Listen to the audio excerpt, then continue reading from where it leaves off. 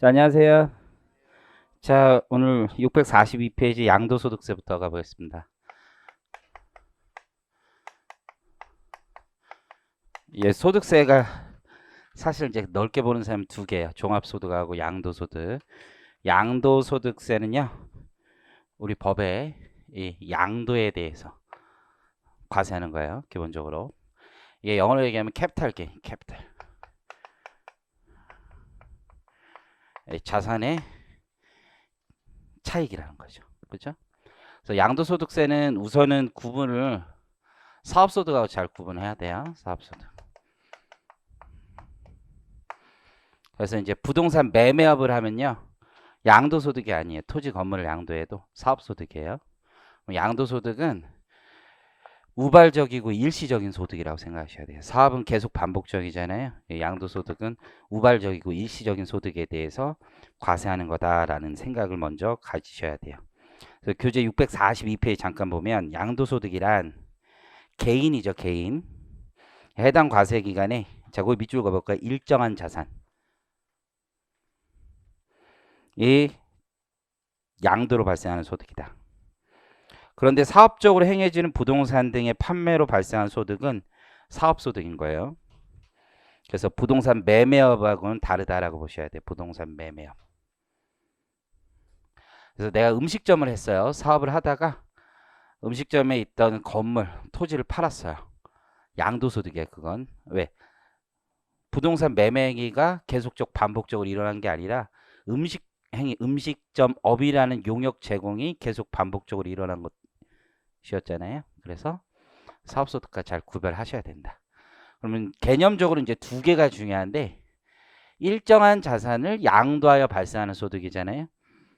그러면 두 개. 첫 번째 일정한 자산이 뭐냐? 두 번째는 양도의 개념이 무엇이냐? 이게 중요한 거예요. 여러분들 이제 세법학이나 이론적으로 봤을 땐 양도가 굉장히 중요한 토픽이 되는 거고 그다음 과세 대상 자산이 열거돼 있다는 거예요. 요게 열거돼 있는 거예요. 그러니까 내가 기계장치 같은 거 팔아도 양도소득세는 내지 않아요. 왜냐하면 여기에 있는 5가지 중에 하나를 양도해야지만 양도소득세 과세 대상이 되는 거예요. 이해하시겠죠? 예, 우리나라는 이 양도세를 과세하는데 양도세를 과세하지 않는 나라도 많아요, 사실. 전 세계적으로 보면. 그리고 우리나라는 불유과세하잖아요. 근데 외국 같은 경우는 종합과세하는 나라도 꽤 많아요. 나라마다 다 다르다고 생각하시면 돼요. 어쨌든 우리나라 세법 배우는 거니까. 근데 요즘 외국 세법 약간 빠져 있어서 자꾸 외국 세법 얘기를 하는데 어쨌든 5개의 자산을 과세 대상으로 삼는 거예요. 첫 번째 가장 대표적인 게 토지 건물이죠. 우리나라 소득세법이 53년에 이제 나온 다음에 60년부터 양도세를 과세하기 시작했거든요. 그때 양도소득세라고 얘기 안 했어. 사람들이 뭐라고 했냐면 세목 이름이 이래. 투기 억제세야. 투기 억제세. 부동산 투기를 방지한다는 명목하에서 과세하기 시작한 거예요. 그래서 이제 이거부터 보통 과세하기 시작했던 거예요. 지금 양도소득세를 우리가 누더기법이라고 그래요. 누더기법. 너무 복잡해요. 그러니까 너무 과세 대상도 복잡하고 세율 구조도 복잡하고 방식도 복잡하고 복잡하기 이를 데 없어요. 특히 세율 같은 게. 그래서 여러분들 복잡한데 시험 문제 보는 건 그렇게 복잡한 규정을 내는 건 아니에요. 그러니까 우리 책도 법조문을 기초로 하고 있기 때문에 복잡한 규정이 어마어마하게 많거든요. 그래서 쳐낼 건 쳐내고 꼭 해야 되는 건 하고 이런 식으로 정리를 하시면 돼요. 그럼 과세 대상 자산을 우리 법에 보면 5가지로 나누고 있고 그 중에서 앞에 3개하고 뒤에 각각 2개가 구별된다는 걸 좀 기억하셔야 돼요. 그래서 1, 2, 3번은 부동산과 관련된 것들이에요. 근데 4번은 주식이고 5번은 파생상품인 거예요. 전혀 다른 거예요. 전혀. 그러면 얘네들하고 얘네들을 왜 구분해 놨냐면 첫 번째는 세율이 완전 달라요. 세율. 첫 번째는 세율이 다르다. 이게 종합소득세 세율하고 똑같아요. 원칙이. 근데 예외적으로 보유 기간, 자산의 종류 별로 중과하거나 이런 규정이 좀 있을 뿐이에요. 근데 주식은 낮은 세율을 적용하는 게 원칙이에요.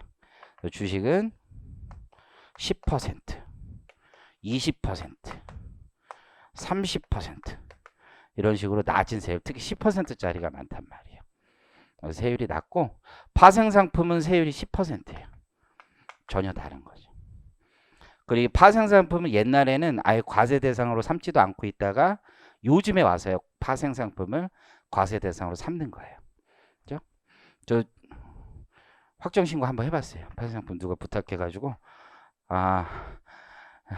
그 양도책 이게 매도하고 매수를 같이 있어야 되더라고 보니까 써가지고 뭐 숫자를 적는데 숫자 너무 커가지고 나도 겁이 나. 이게 틀리면 어떻게 하나. 이게 진짜로 어마어마하게 복잡하더라고. 시험 문제 안 나온다는 얘기죠. 그래서 파생상품 걱정하지 않으셔도 돼요. 일단 5가지로 나뉜다는 사실이 중요한 거고 우선 3가지 부동산 쪽이 있다. 첫 번째 과세 대상의 범위 나와 있잖아요. 표를 같이 볼게요. 교재 643페이지에 보면 부동산 및 이에 준하는 것이라고 되어 있죠. 그래서 묶음이 3개 있는 거고 주식 및 출자 지분이라고 되어 있고 파생상품이라고 되어 있죠.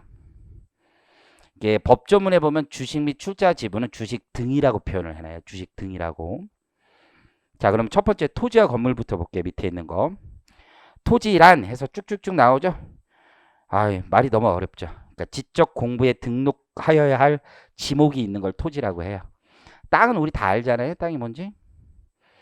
그리고 건물에는 건물에 부속된 시설물과 구축물을 포함한다라고 되어 있죠. 건물을 세법에 정의하고 있지는 않아요. 그냥 편하게 들어봐요. 건축법이라는 게 있어요. 건축법. 건축법에 건물의 정의가 있어요. 거기에 따르면 벽 또는 기둥과 지붕이 있으면 돼요. 주유소 같은 데 있죠. 그럼 뭐가 있어요? 기둥 있죠. 기둥. 우리 주유하는데. 그리고 지붕이 있죠. 건물이 되는 거예요. 건물이. 이해하시겠죠? 건물에 부속된 시설물과 구축물을 포함한다고 돼 있죠. 그러니까 건물에 딸린 것도 건물로 보는 거야. 만약에 건물에 딸린 걸 건물로 안 본다라면 양도소득세 계산할 때 건물과 건물에 딸린 걸 구분해야 되겠죠. 그리고 복식부기 의무자라면 건물에 딸린 건 사업소득으로 내야 되고 아닌 경우 안 내잖아. 그러니까 다 지금 포함시키라는 거죠. 건물에 딸린 것도 건물로 포함시키라고 법조문이 되어 있는 거예요. 두 번째는 이제 부동산에 관한 권리라고 보시면 돼요. 자, 다음 페이지. 하나하나 외우려고 생각하지 말고 이렇게 생각하시면 돼. 자, 어떤 사람이 계약금을 줬어요. 그죠? 한 10억쯤 줬어. 그리고 뭐 중도금 정도 줬어. 계약금만 줘도 되는데 중도금 10억. 잔금 10억. 이런 상태에 있는데요. 여기까지 준 놈이 있어. 아직 잔금은 안 치렀어요. 이걸 갑이 지금 대금을 지급한 거야. 그리고 을에게 넘긴 거예요. 만약에 부동산을 취득할 수 있는 권리잖아요. 이게.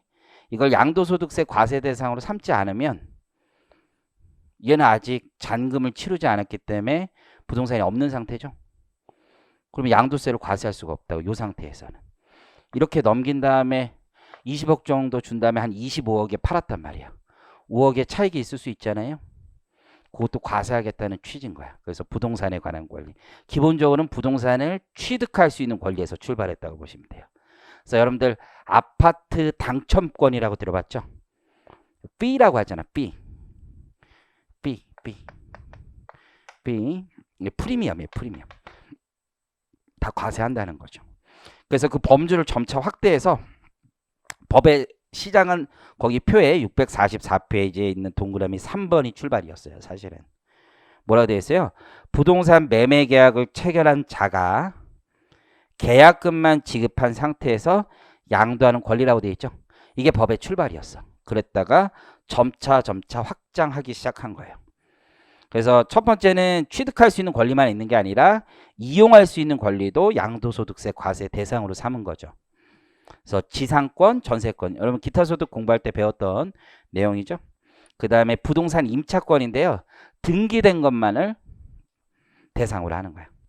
그래서 여러분들 이게 무슨 얘기냐면 이게 민법에 보면 물권법하고 채권법이 있어. 그래서 원래 부동산 임차권은요. 물권이 아니에요. 채권이야. 채권. 근데 거기 등기가 되어 있으면 물권적 효력을 갖는다고 하거든요. 그래서 등기된 것만 여기에 있다라고 보시면 돼요. 자, 그리고 부동산을 취득할 수 있는 권리. 그래서 부동산의 취득 시기가 도래하기, 자, 동그라미 쳐봐요. 전에. 자, 아직 양도나 취득 시기가 오기 전에. 누군가의 양도는 누군가의 취득이 되는 거예요. 양도의 반대말은 취득이죠. 표류 관계에 있어요. 그래서 취득할 수 있는 권리로서 그 사례는 다음과 따라 돼 있죠.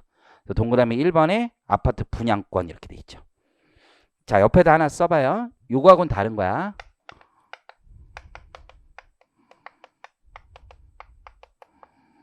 조합원 입주권하고는 다른 거야. 우리 양도소득세에서 조합원 입주권은요, 주택으로 취급해요. 그래서 지금 주택을 취득할 수 있는 권리와는 다르다라고 보시면 돼요. 이게 아파트 분양을 하면 어떻게 되냐면, 재건축을 하면은 기존에 그 아파트에 살고 있던 사람들이 있을 거 아니에요. 한 200세대 있어. 그러면 이걸 부시고 새로 지을 거 아니에요. 건축비가 모자라지.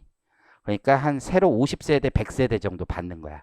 그런 걸 일반 분양한다라고 그래요. 그래서 일반 분양 50에서 100세대 받고 기존 있는 사람들이 딱 내고, 그래서 건축비 그걸로 충당해서 총 300세대 되는 식으로 아파트를 다시 짓는 거거든요. 그때 일반 분양하는 사람들이 아파트 분양권이라고 생각하시면 돼요. 일반 분양. 인생 상식으로 알아두시면 돼요. 그래서 강북에서는요, 1000세대 정도 분양을 하잖아요. 1000세대 기존 아파트가 있잖아요. 그러면 신규 일반 분양하는 게 보통 500세대는 나와. 50%는 신규 분양이. 강남에서는요, 1000세대짜리도 없을 분들은 한 100세대 하면은 일반 분양을 몇 세대 하냐면 보통 10개, 10%만 해도 건축비 다 충당돼. 그래서 더 못 높이게 돼 있어요, 일반적으로. 어쨌든 그래요.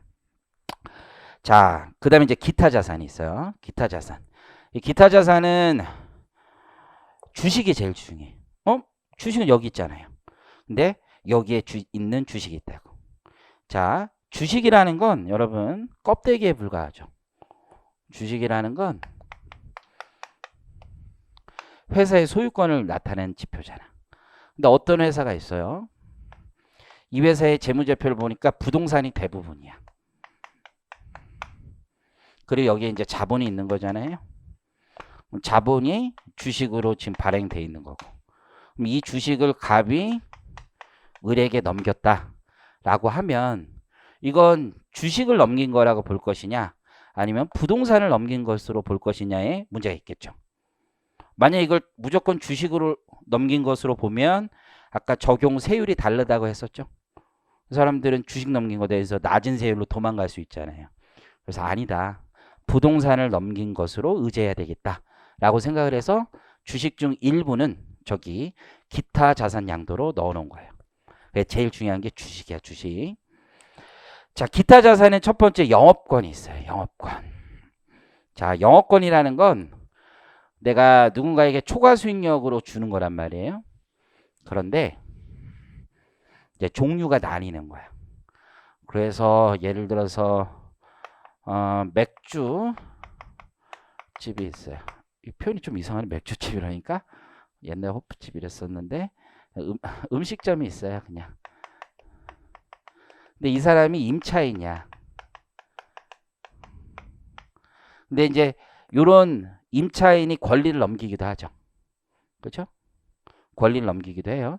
왜냐하면 이 동네 뭐 강남 같은 경우는 뭐 영업권, 권리금 이런 얘기 들어봤죠? 그러니까 일종의 권리금이라는 게 있는 거죠. 권리금. 그렇죠? 근데 만약에 이 부동산 임차권이 등기가 돼 있을 수도 있어. 그러면 아까 배웠던 거로 가는 거예요. 등기된 부동산 임차권으로. 이해하셨어요? 근데 등기가 안 돼 있을 수도 있다고. 근데 권리금을 받는 거예요. 권리금. 그게 거기에 있는 영업권과 무슨 차이가 있냐 이거야. 이해하셨어요? 자, 이 권리금 두 가지 중에 하나로 과세가 될 수 있어. 첫 번째는요, 기타 소득으로 과세될 수 있어. 두 번째는 양도소득으로 과세될 수 있어요. 그래서 원래는 기타 소득으로 과세하는 게 일반적인 과세 방법이에요. 권리금을 넘기면 그 대가로 받으면 기타 소득이야. 그리고 그 기타 소득은 60%의 의제, 필요, 경비가 인정된다고. 이해하시겠죠? 기타 소득에서 배웠었잖아요. 그렇죠? 양도세 배운다는 건 앞에를 배웠다는 뜻이잖아요. 그렇죠? 그래서 권리금 넘기는 거야. 응? 그런데 이 사람이 임차인으로서 권리금을 넘기면 기타 소득인데 이런 경우가 있었어. 아주 옛날 일인데 노량진에 있는 실제 대법원 판례가 학원이 있었어. 노량진에 어떤 학원이. 임용 쪽의 고시학원이었어. 실제 사건을 보면. 그래서 그분이 뭐 동작구에서 종합소득세 1등으로 내던 분인가 봐. 그런데 이제 부동산을 넘긴 거야. 부동산을. 근데 학원하는 거 다 같이 넘긴 거야. 이해하시겠죠? 그러면서 학원에 대한 권리금이라고 주장을 한 거지. 즉 건물의 가격은 그리고 토지의 가격은 당시 내가 기억으로 숫자가 10억이래. 10억. 그리고 권리금은 40억이다. 이렇게 주장을 한 거야. 근데 취득원가는 얼마 없다고. 근데 이게 당시의 권리금이면요. 영업권이면 의제필요금비가 80% 인정돼. 소득세를 면탈할 수 있는 거지. 구분을 해서 얘는 양도소득으로 가고 얘는 기타 소득으로 가서 경비 80%를 무조건 인정받고 세금 줄일 수 있잖아요. 근데 이게 사실 구분이 쉬운 게 아니죠. 이렇게 넘겼을 때 이게 권리금이 포함되어 있을 때 이게 부동산의 가격인지 권리금인지 구분한다는 건 개념적으로는 가능할지 몰라도 실제적에선 어려울 거 아니야. 그래서 법을 어떻게 만들었냐면 야, 다 시끄럽고 네가 부동산하고 함께 권리금이라고 받으면 다 부동산이야. 다 부동산과 마찬가지야. 라고 법을 바꾼 거야. 이해하시겠어요? 그래서 영어권을 한번 읽어보면 이렇게 돼 있어요. 사업용 고정자산. 근데 법조문에 보면 94조 1호, 2호 이렇게 돼 있는데 토지 및 건물, 부동산에 관한 권리 여기까지만이에요. 그러면 기계장치와 함께 영어권을 넘겼어요. 그러면 우리가 일반적으로 아는 상식에 따르면 사업용 고정자산 맞잖아, 기계장치가. 하지만 그건 기타 소득이에요.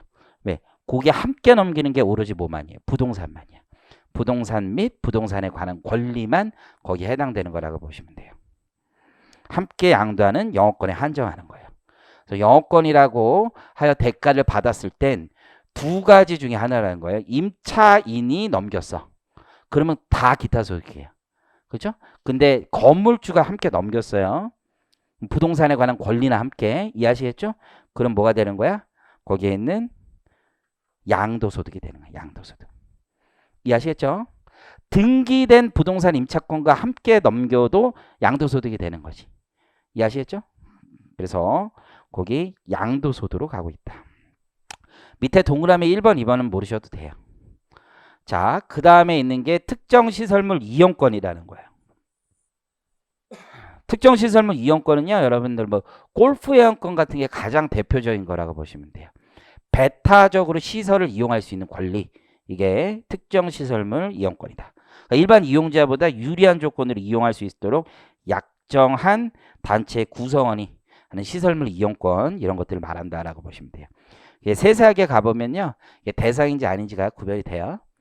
뭐 여러분들이 뭐 1년 그 헬스클럽 끊고서는 뭐 한 돈 10만 원, 한 30만 원 주고 뭐 이런 거는요. 과세 양도 차익이 발생하지도 않을 뿐더러 과세 대상도 아니에요. 그런 건 그냥 종이죠. 종이기 때문에 아무것도 아니에요. 그래서 특정 시설물 이용권인데 이제 문제가 있었어요. 뭐가 있냐면 골프 회원권이라는 게 두 개가 있어. 주주형 회원권이 있고 비주주형 회원권이라는 게 있어요. 내가 주식 한 주를 받으면서 그 주식에 대한 대가로 같이 넘기는 경우가 있어. 그럼 얘네들은 주가 주식이고 이용할 수 있는 권리는 부다. 이렇게 주장을 하는 거죠. 어떤 사람은 이용권이 주고 주식의 부다. 이렇게 주장할 수도 있잖아요. 그래서 우리 법은 거기 보시는 것처럼 그 주식도 그냥 특정 시설물 이용권에 포함된다라고 본 거죠. 주식은 부고 주는 뭐다라는 거야. 시설물 이용권이라는 거예요. 요즘에는 양도 차익이 발생하지가 않아요. 골프 회원권 옛날에 샀던 사람들 있죠? 다 떨어져 있어. 그래서 에이스 회원권 거래소 뭐 이런 데 있거든. 동화 뭐 이런 거. 여러분들 이게 주식 평가 같은 거 할 때 이거 꼭 봐야 되거든요. 일할 때 어쨌든 간에 다 떨어졌어. 양도 차익이 없어. 차익이. 다 손실이야. 손실은 뭐 낼 것도 없는 거지. 자, 그다음 이제 특정 주식 A부터 가볼게요. 옆에다 적어요. 부동산 주식. 실무에서 이거 부동산 주식이라고 하고요. 외국 법인 등이 양도할 때는 아예 법조문이 부동산 주식이라고도 되어 있어요.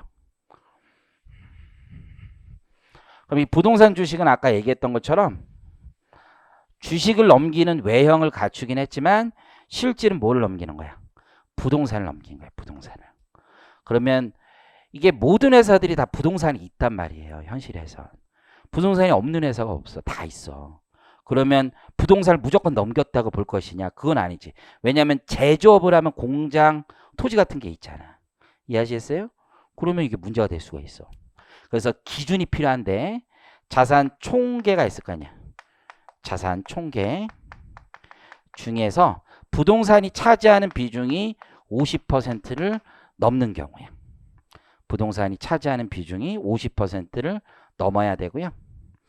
이 회사 주식의 1%만 넘긴다고 해서 부동산이 내 거다 이렇게 생각하는 애는 또라이죠. 여기 부동산이 되게 많아. 아니 삼성전자가 물론 그렇지는 않지만 부동산이 되게 많잖아요. 50%는 안 넘긴 한데 넘는다고 해서 내가 삼성전자 주식 한 주 가졌다고 나는 부동산 취득했어. 또라이. 이 회사의 경영권을 확보할 수 있는 수준이 되어야지 진짜 부동산을 내 마음대로 쓰는 거 아니에요. 그렇죠? 그래서 주식의 양도 비율도 50% 이상이어야 돼요. 이게 이따 보면 알겠지만 과점주주라고 표현하거든요. 원래 정확한 의미의 과점주주는 50%를 초과했을 때요. 과점. 그렇죠? 과점이란 단어 자체가. 근데 여기는 특이하게 50% 이상이에요. 이상.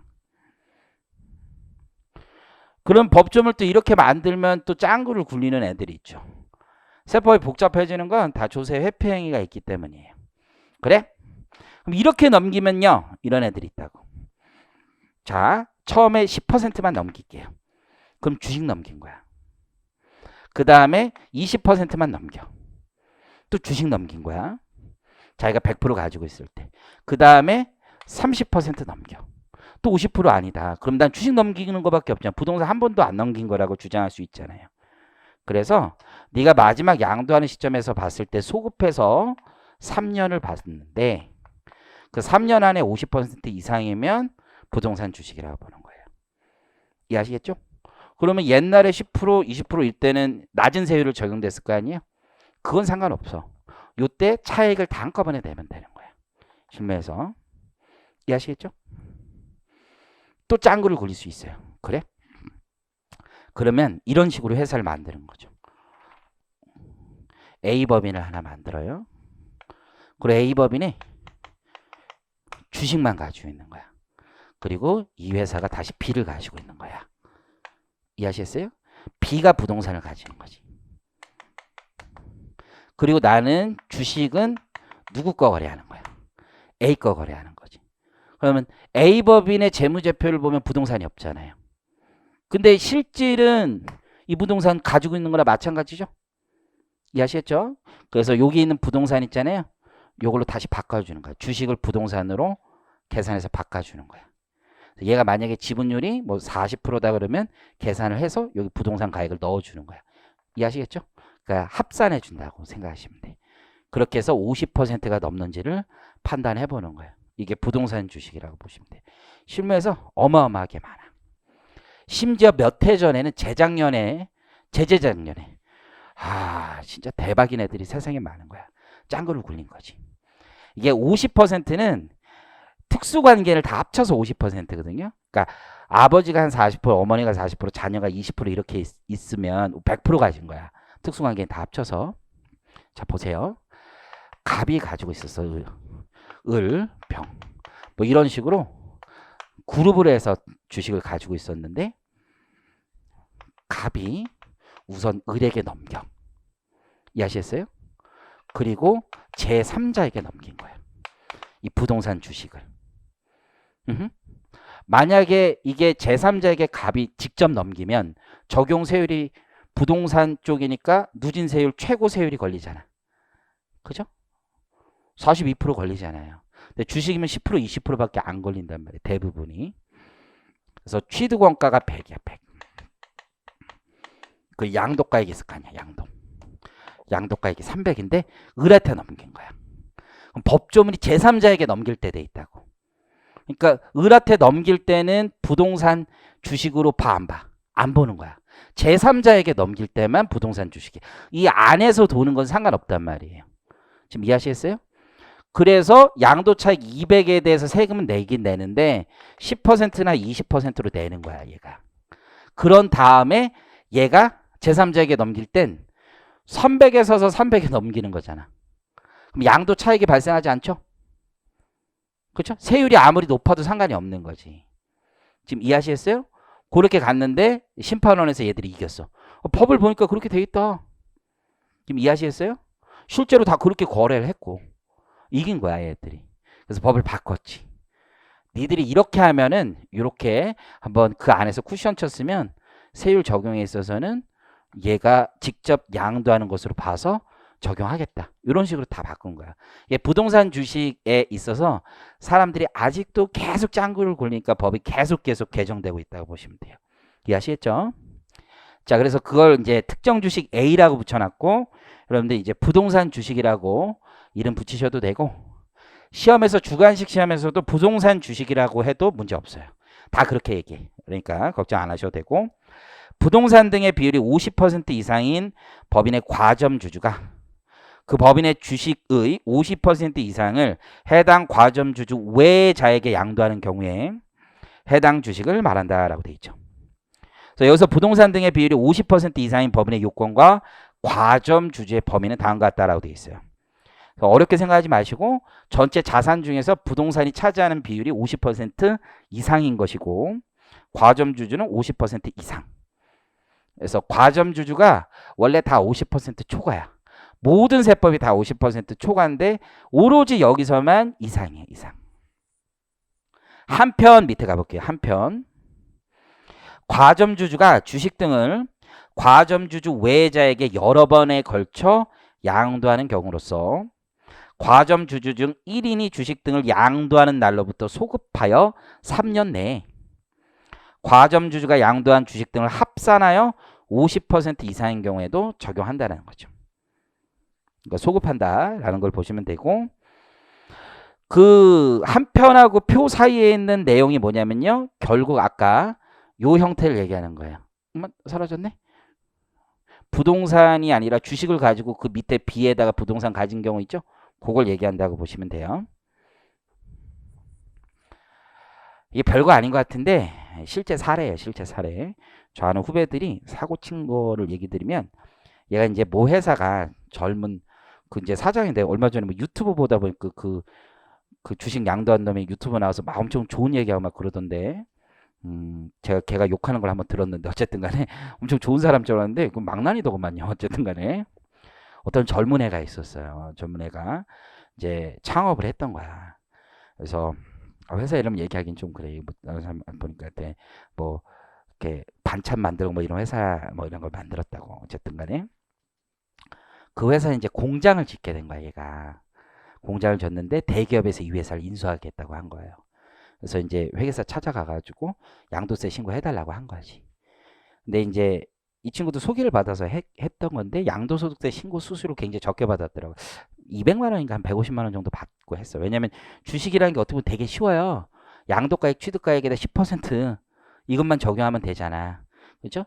그러니까 어렵지 않아.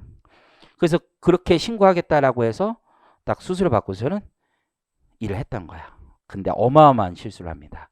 무슨 실수를 하냐면 이 회사 주식이 부동산 주식인 걸 파악하지 못한 거야.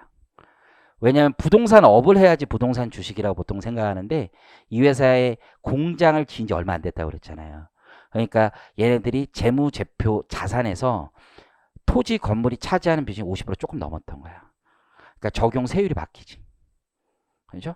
그러면 주식 양도하는 애는 난리를 치죠.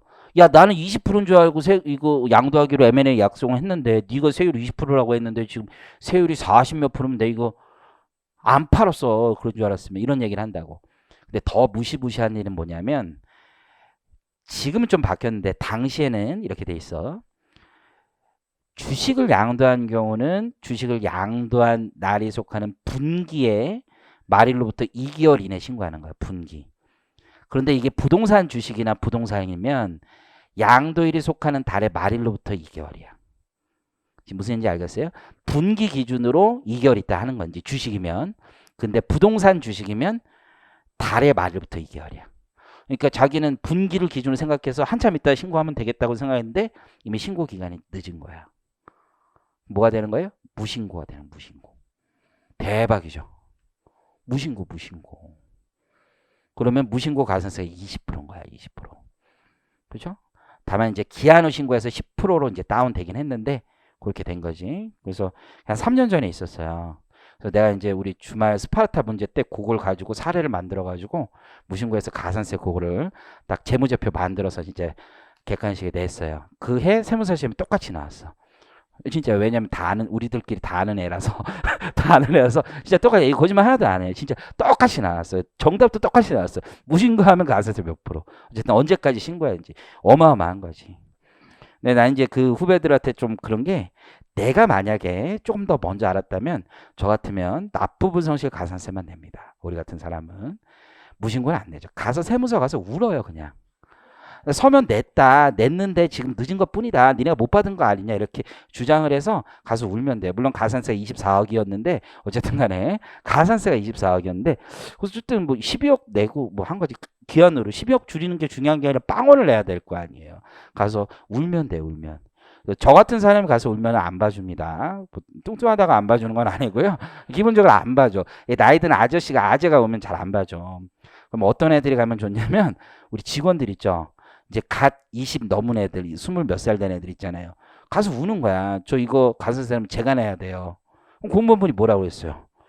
24억을 뭐 이런 얘기 하겠죠. 24억을 12억을 뭐 이런 얘기 하면 어떡해. 공무원도 서류 제출한 걸로 받아줄 수밖에 없어. 이게 제때 들어온 거다. 안 그러고서는 공무원도 잠을 못 자겠죠. 얘를 죽이는 건데 거기서 걔가 울면서 얘기하면 저 그냥 죽을래요.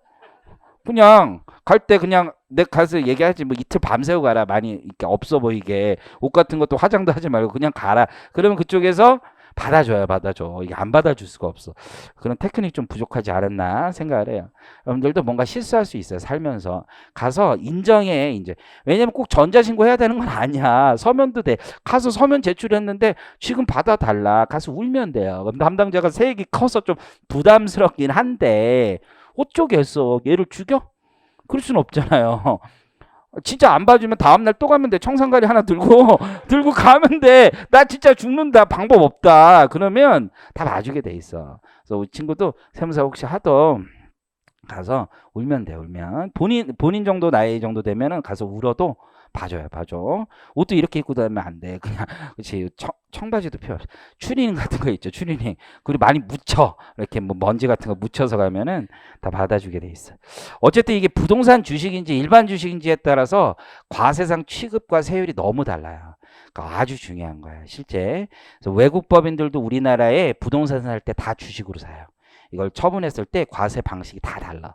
그래서 부동산 주식 아주 중요한 거고. 다음 페이지에 가보면 그 세부 사항과 개정 사항은요. 요거 제가 설명드린 거예요. 요거 집에 가서 한번 읽어보시면 되고. 특정 주식 B 있죠. B. B는 뭐냐면 업종이야. 업종. 그래서 골프장이나 스키장 같은 거 하는 회사들을 얘기하는 거고요. 그건 특정 주식. 그래서 다음의 요건을 모두 충족하는 법인의 주식을 말한다 했죠. 그러니까 골프장 주식이나 스키장 주식은요. 한 주를 팔더라도 무조건 부동산 주식처럼 부동산을 판 것으로 취급하는 거예요. 그러면 골프장이라는 업을 하는 것뿐만 아니라 얘네들의 자산의 대부분이 뭐야 돼요? 부동산이야죠. 그래서 이때는 80% 이상이어야 돼요. 그래서 부동산 등이 80% 이상이 돼요. 재무제표에서. 업종이 또 제한적이죠. 그래서 스키장업, 골프장업 이런 것들을 얘기하고 리조트 이런 거 얘기하는 거예요. 그래서 거기 특정 주식 B라고 얘기하고요. 그래서 이런 거 이제 골프장 등 주식 이렇게 생각하시면 되고 양도자의 지분 비율이나 양도 비율에 관계없이 한 주라도 양도하면 기타 자산으로 봐서 주식의 세율을 적용하는 게 아니라 무슨 세율을 적용해요? 여기 부동산 세율을 적용해줘요. 왜냐면 이게 한 주 금액이 억 단위야. 억 단위. 그러니까 한 주 인진 중요하지 않아. 자 이제 네 번째로 가서 요쪽인가 요쪽 주식 진짜 주식. 그렇죠? 그래서 주식 또는 출자 지분이죠. 여러분들은 이제 회계학 빼면 신주 인수권이라는 거 배우잖아요. 그것도 주식에 포함해요. 일단 그래서 주식 등이라고 표현하는 거예요. 그래서 주식, 출자 지분. 출자 지분이라는 건 유한회사 같은 경우는 출자 지분이라고 얘기하거든요. 그래서 동일한 거고 신주 인수권, 증권 예탁증권이라는 게 있어. 요거 DR이라고 써놔봐요. DR 옆에다가 DR. 괜히 있어 보여. 그래서 DR이라고 해서 삼성전자가 이제 뭐 미국의 나스닥에 상장했다 이런 얘기 들어보죠.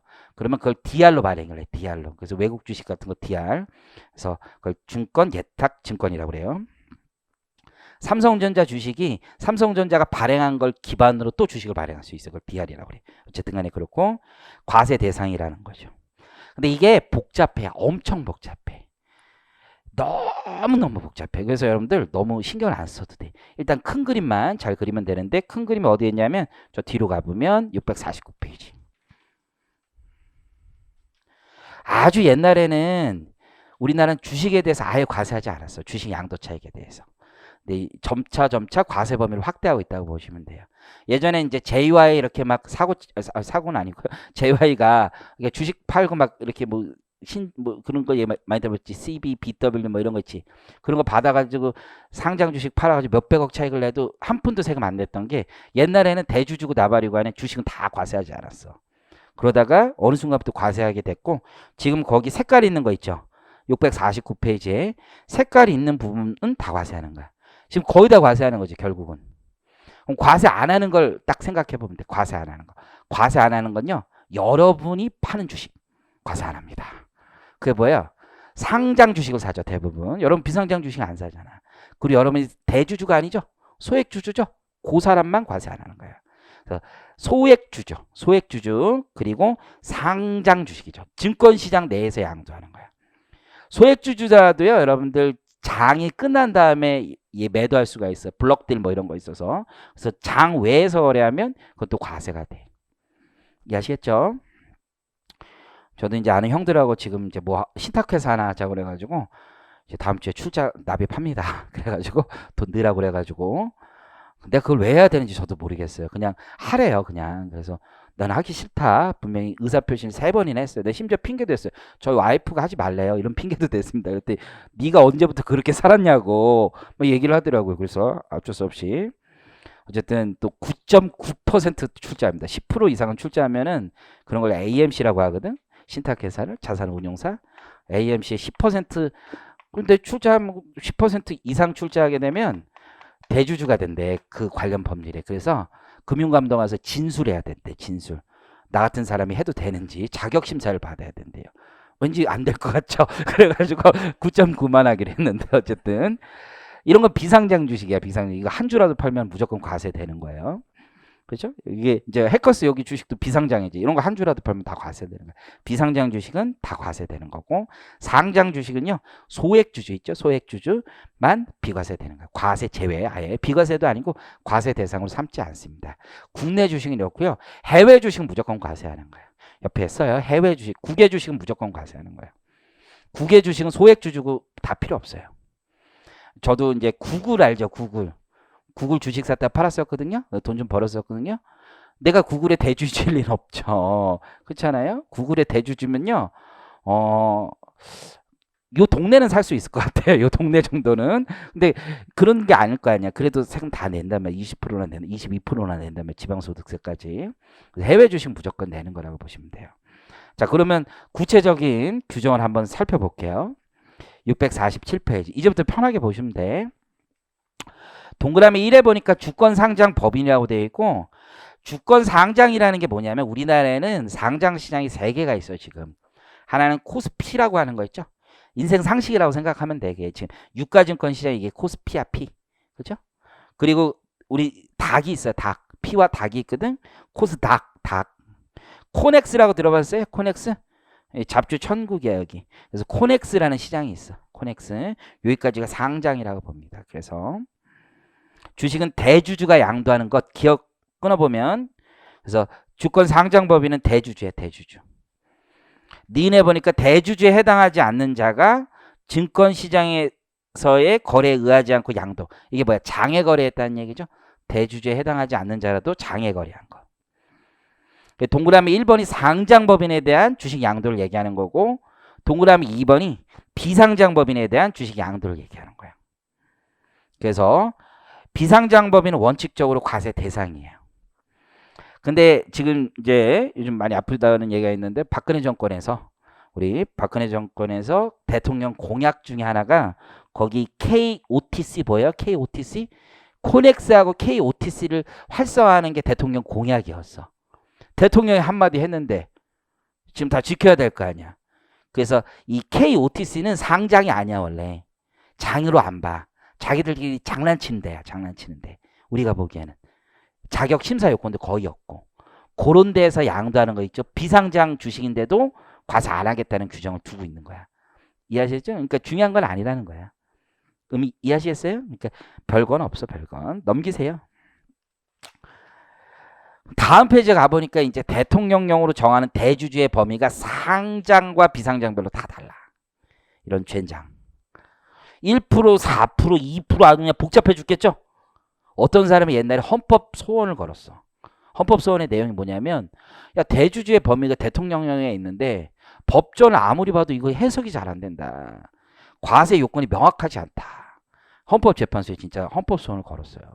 헌법재판소 재판관이 뭐라고 그랬냐면, 네가 못 읽는 거다. 그렇게 얘기를 합니다. 이 명확한데 네가 국어를 못하네. 이렇게 결론을 내렸어요. 근데 그걸 걸 만큼 헌법재판소는 변호사 아니면 아예 못 들어간단 말이에요. 변호사가 이게 대리를 해줘야 된대. 변호사도 읽어보는데 복잡하다고 느꼈으니까 그 사람도 복잡하다고 얘기했을 거 아니야. 하지만 헌법재판소 재판관은 네가 못 읽는 거다. 이렇게 얘기를 했어. 근데 분명한 건 복잡하죠. 복잡해. 읽고 뭐 나발이고 하래. 그리고 거기 보니까 꽃표시 봐봐. 이런 연도별로 지금 다 변화하고 있는 거잖아. 그렇죠? 연도별로 계속 변화하고 있어. 다이어트를 하는지 계속 떨어지고 있죠. 이게 무슨 얘기야? 과세 범위를 확장시키고 있는 거야? 축소시키고 있는 거야? 대주주의 범위를 축소하고 있는 건 과세 범위를 확장시키고 있는 거죠? 그래서 주식 양도 차익도 과세하겠다는 정부의 의지가 계속 담긴 것이라고 보시면 돼요. 선생님, 상장법인은 뭐 대주주를 공부하는 이유를 알겠는데요. 비상장법인은 다 과세하는데 왜 거기 대주주 비중이 중요한가요? 생각할 수 있죠. 그건 뭐냐면 주식의 경우 대주주냐 아니냐에 따라서 세율이 달라질 수 있어. 그래서 비상장법인 옆에 써요. 적용 세율이 다름. 그래서 왜 배우느냐면 적용 세율이 다르기 때문에 배우는 거예요. 외우는 건 여러분의 몫이 되겠지만 제가 여러분이라면 외우진 않습니다. 이거 어떻게 외워요? 그때그때 바뀔 걸. 그렇죠? 여러분이 합격하는 시기에 맞춰서 또 공부를 하셔야 될 텐데 각자 계획이라는 게 다 다르니까 그것도 얘기할 수 없는 것 같고 그래서 하시면 되는데 1, 2, 4% 정도 있네요. 그래서 그 금액이 계속 축소되고 있다. 한번 보시면 되고요. 자, 오른쪽 649페이지 가보면요. 가기 전에 먼저 648페이지 표 위에 대주주란 한번 읽어볼게요. 주주 1인 본인만 있는 게 아니라 그의 특수 관계인이 양도일이 속하는 사업연도에 자 동그라미 직전 사업연도 종료일을 기준으로 보는 거야. 직전 사업연도 종료일 기준으로. 여러분 그런 얘기 알아요? 우리나라에서는 12월 말에 주가 계속 떨어지는 거 알아요? 그런 얘기 못 들어봤나? 12월 말에 사람들이 주식을 많이 팔아. 대주주 이거를 안 걸리려고. 양도세 안 내려고 직전 사업연도 말에 뭐가 돼야 돼? 1%, 2%, 3, 4% 이거 안 걸리려고 연말에 많이 거는 거야. 많이. 팔아. 이해하셨어요? 그러면 대주주가 하니까 양도 차익이 많이 생기잖아. 그래도 과세 안 되는 거 아니야. 이해하셔서 직전 연도니까 그 다음에 팔아도. 그리고 또 무슨 장점이 있냐면 권리락이라고 해서 배당락이 된단 말이야. 그러면 원래 내가 이제 10,000원짜리 주식인데 9,500원으로 떨어진단 말이야. 이해하시죠? 배당 기준일을 딱 가지고 있으면. 근데 10,000원 배당 기준일 전에 팔아버리는 거야. 10,000원 그 상태에서. 그런 다음에 9,500원 된 다음에 다시 사는 게 나아. 이해하셨어요? 그럼 500원의 차익이 있는 거나 마찬가지지. 그래도 배당 소득이면 과세가 되지만 양도 차익은 과세가 안 되잖아. 조세 회피 행위가 되게 많이 일어난다고. 지금 함께 한 건지 모르겠네. 반대로 생각하는 거예요. 팔아서 다시 사서 500원이 남는다는 뜻은 500원 싸게 사서 판 거랑 똑같은 거 아니야. 선우만 바뀌었지. 그런 형기가 굉장히 많이 나와요. 그래서 오늘 숙제 집에 가서 신문 기사 검색해보면 알 수 있어요. 이게 되게 많아, 되게. 연말에 이제 코스닥, 코스피 엄청 많이 내다팔아. 이 대주주 규정 때문에. 이해하시겠죠? 이제 그런 것들 좀 기억하시면 되고. 그러니까 사람들이 또 짱구를 굴렸어요. 이게 조세 회피행위는 계속 일어나. 어떤 규정에 따라서 하면. 그러니까 내가 보기에는 다 필요 없고 그냥 다 과세하면 돼요. 근데 여기까지만 과세 이러면 사람들은 여기까지만을 어떻게든 만들려고 노력을 하는 거지. 그래서 이런 일이 있었던 거야. 은행 같은 데서 아이디어를 낸 거지. 아, 우리 대차거래가 있습니다. 대차거래. 내가 지금 현재 대주주야. 근데 연말 전에 쟤한테 주식을 빌려주는 거야. 나 어차피 장기 투자하기로 마음 먹었거든. 이해하셨어요? 그럼 쟤한테 빌려줘. 그걸 대차거래라고 그래. 우리가 예전에 배당소득에서도 사실 배웠는데 배당소득에서도 배웠는데 기억이 날지 모르겠어. 내가 100만 주 가지고 있어. 100만 주. 갑이. 이걸 빌려주는 거야. 대여해 주는 거야. 대여. 그렇죠? 100만 주를. 100만 주. 은행들한테. 이해하셨어요? 그러면 이제 여기에 과세 문제가 몇 개가 나오는 거예요. 그러면 은행들이 나중에 얘한테 다시 반환해 줄 때 그 사이 자기가 배당금을 얘 귀속으로 돼 있으니까 주주명부에 은행이 주주로 돼 있으니까 배당금이 은행 앞으로 나올 거 아니야. 그걸 얘한테 다시 준단 말이야. 그 소득도 배당소득으로 보기로 했었죠. 유형별 포괄주의에 따라. 그래서 배당금이 주당 100원 나왔고 얘가 5원을 사용료로 줬으면 이 100원은 배당소득인 거야. 배당. 그리고 사용료 준 거는 기타소득이라고 했었죠. 기타소득. 기억할지 모르겠어. 나중에 돌려줄 때 이 100원은 배당소득이 되고 5원 고맙다. 빌려줬으니까 사용료 기타소득이 돼요. 여기까지는 좋은데 그럼 나중에 얘가 이제 주식을 팔 때 연말에 얘 갑의 소유가 아니었잖아요. 그치? 갑의 소유가 아니었다고. 그러니까 자기는 주식이 하나도 없었다가 기중에 생겨서 판 거잖아 지금. 그럼 직전 연도 종료일 현재 대주주가 아닌 거잖아. 이해하시겠어요? 그래서 대법원까지 갔어. 대법원에서 갑의 손을 들어줘. 네 거 아니었네. 소유권이 분명히 여기 넘어갔네. 소유권이. 이런 걸 사용대차라고 하거든. 소유권이 넘어갔네. 이해하시겠죠? 그랬다가 법을 바꾼 거야. 이렇게 빌려준 경우 다시 반환받기로 약정했으면 갑의 주식으로 보겠다라고 법을 바꾼 거야. 지금 상태에서. 그래서 고규정은 나름 중요해. 그래서 세부사항에서 2번 있습니다. 649페이지. 세부사항에서 2번. 주주가 일정 기간 후에 같은 종류로서 같은 양의 주식을 반환받는 조건으로 주식을 대여한 경우 이런 걸 대차거래라고 하고요. 주식을 대여한 날부터 반환받은 날까지의 기간 동안의 주식은 누구의 주식? 빌려준 자, 대여자의 주식으로 보아, 의제하여 소유권은 비록 누구에게 넘어가 있지만 누구에게? 은행에게 넘어가 있지만 반환 조건부잖아요. 대주주에 해당하는지 여부를 판정한다. 그래서 법 문구로 대법원 판례 이후에 넣어준 거라고 보시면 돼요. 자, 이제 5번 가봅니다. 파생상품. 이게 파생상품은 이게 주식이나 채권과 결합되어 있는 파생상품이 있어요. 그렇죠? 아니면 그 자체의 파생상품이 있기도 하고. 그래서 그 구분이 굉장히 의미가 있는 게 일부는 배당소득으로 과세돼요. 일부는 양도소득으로 과세되는 거야. 일부는. 그래서 대표적인 게 ELS 뭐 이런 거 있어. ELS 들어봤는지 모르겠네. ELS 배당 쪽에서 많이 배워요. Equity Linked Securities 해가지고 ELS 이런 건 배당소득이야. 배당소득. ELS 이런 것. 이게 지수를 내가 사는 거야. 인덱스 지수를. 그래서 지수가 올라가면 내가 먹고 떨어지면 손실 보는 거야. 뭐 사실 양도의 성격이 있는 거죠. 오르고 떨어진 거잖아. 그렇지만 배당소득으로 가세. 결합됐기 때문에 그래. 이해하시겠죠? ELW라는 거 있어요. ELW. ELW는 옵션이야. 옵션. 이게 이런 거야. 행사 가격이 10,000원이야. 삼성전자 ELW가 있어. 행사 가격 10,000원인데 내가 이걸 행사해서 주가가 올라가면 10,000원보다 올라가면 행사에서 행사 차익을 먹을 거 아니야. 떨어지면 그냥 손실로 남는 거고. 그렇죠? 이해하시겠죠? 이 ELW는 원칙에 아무것도 과세 안 되는 거야. 원칙 과세되지 않아. 그냥 옵션이야. 그냥. 일반적인 옵션은 과세하지 않아. 근데 이 ELW가 주가지수하고 연결된 거는 또 과세. 주가지수. 주가지수 연계형은 예외. 예외. 주가지수 연계형. 이런 거는 과세하는데 이게 양도소득으로 과세, 양도소득으로. 이건 규정을 세세하게 봐야지 여러분이 할 수 있어요. 이게 구분이 굉장히 어려워요. 굉장히. 그래서 잘 모르겠고 거기에 한번 읽어봐요. 파생상품 등의 거래 행위로 발생하는 소득. 자, 밑줄 거요. 이자소득 및 배당소득으로 과세되는 파생상품 거래 행위로부터의 이익은 제외. 이렇게 돼 있죠. 그러면 이자인지 배당인지 먼저 판단한다는 거예요? 양도인지를 먼저 판단한다는 거예요? 이자인지 배당인지를 먼저 판단하는 거예요. 거기에 들어가면 이자나 배당 소득이 되는 거예요. 그렇죠? 그래서 엔화수합 계약, 엔화수합 뭐 이런 거 있어요. 엔화수합. 그런 거는 파생상품 거래인데 이자 소득으로 과세된다는 말이야. 그죠? 그거 빼고 나머지만 뭐로 과세한다?